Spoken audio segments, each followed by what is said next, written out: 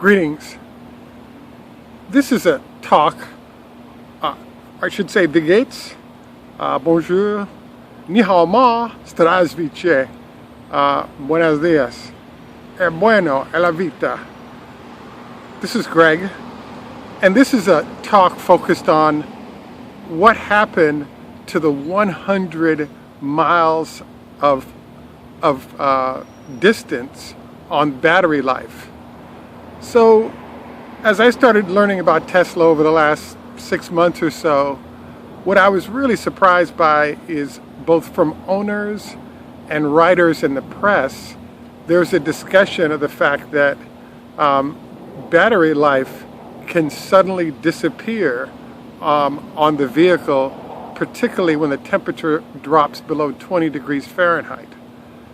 I spoke with a friend of mine who is a top-of-the-line Tesla owner, or his partner is a top-of-the-line Tesla owner in Chicago, and he explained that this person was seeing about a 50% cut in the mileage that he had on the vehicle. When you combine the fact that he could only do a slow charging process on it, it was a nightmare owning the vehicle in a cold climate like Chicago, because his condo association would not allow him to put in a long range. So this actually answers a strange question I've had, which was, if you have a Nissan Leaf, or let's say an i3 from BMW, wouldn't it be okay to just have 80 to 100 miles of distance? And the answer to that is that if you lose 50% of your distance during the winter months, plus while the car's idling, you lose another 7 miles of distance per day, this is a complete disaster. So you need 200 because you still have 100 miles to go if you lose half your battery life. But if you're dealing with a vehicle with sub 100 miles in distance already, you lose 50% of your miles, and then you further lose miles having your heater on or your radio or other things. It's very clear now why, if you don't have 200 miles of range, it's a bad idea to get an EV, especially if the climate you're in is 6 months out of the year below freezing. So I would say that for those of you considering Teslas who haven't already gotten them, they're operating in colder climates, I think it's worth joining your local club and evaluating the ownership experience for those who are trying to drive Teslas in cold climates.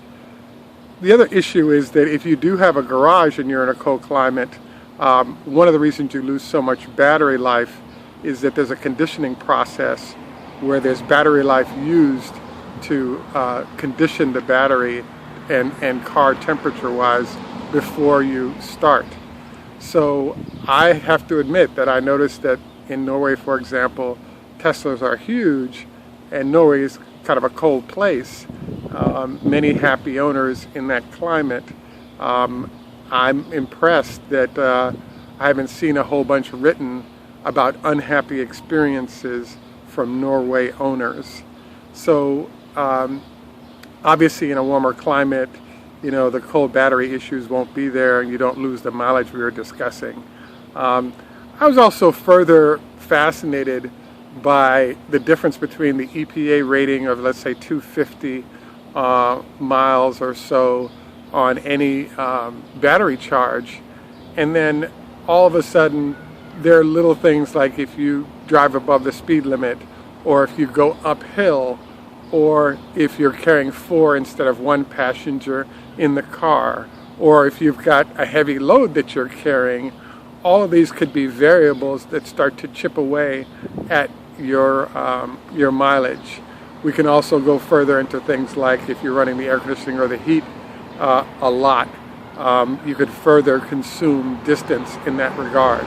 So I do believe that it's worth noting that those considering EVs or electric vehicles, in particular Tesla, should really take a long time to figure out your circumstance, because I think you'll find that the mileage is bad news in this environment. Please like And thank you for watching and subscribe. Have a great day. Thank you.